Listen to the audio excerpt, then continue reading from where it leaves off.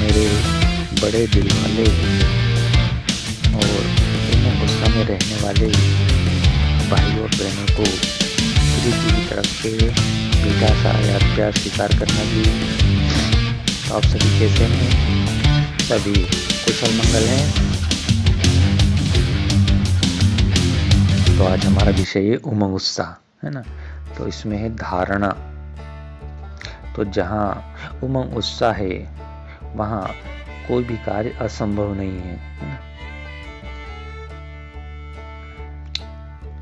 अगला पॉइंट है इसमें, उमंग उत्साह कम होने के कारण।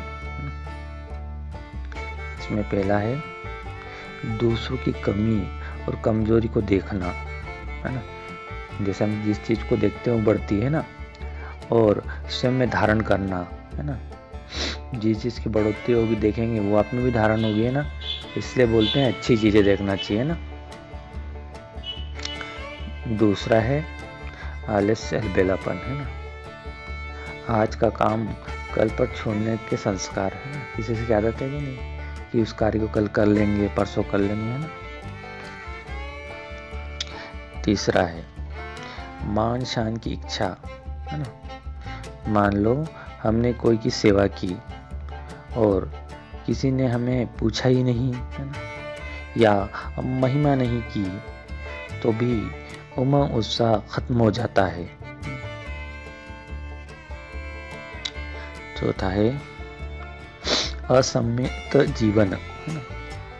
यदि आपका जीवन लक्ष्य विहीन है ना, जिंदगी में कोई टारगेट नहीं है, कोई इच्छा अच्छी प्राप्ति नहीं है ना, जीवन में कोई उद्देश्य नहीं है, है ना, कि बस जी रहे हैं, है ना, कोई लक्ष्य नहीं है, तो भी उमंग कम हो जाता है ना।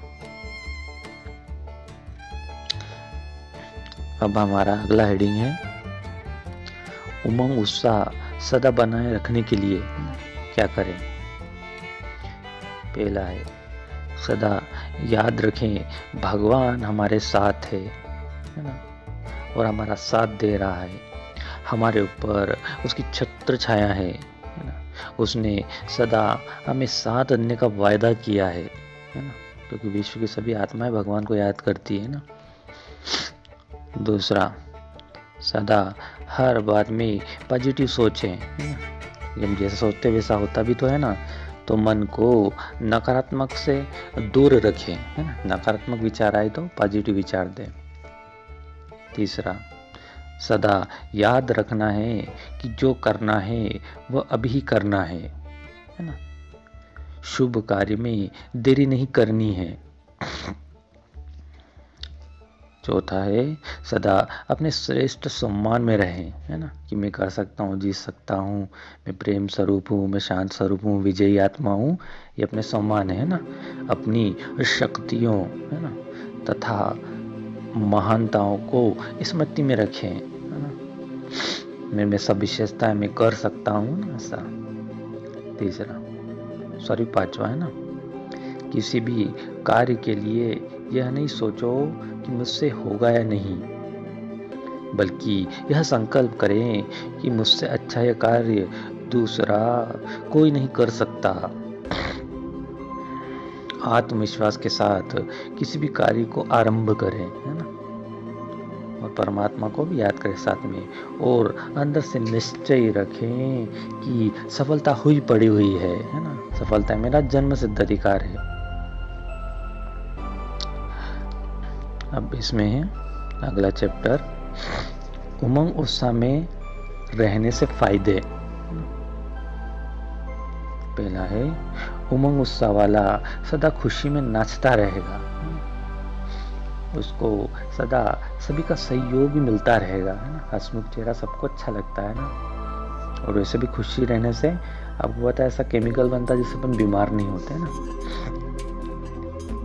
दूसरा, जहाँ उमंग उत्साह है वहाँ कोई भी कार्य में मुश्किल अनुभव नहीं होगा, है ना।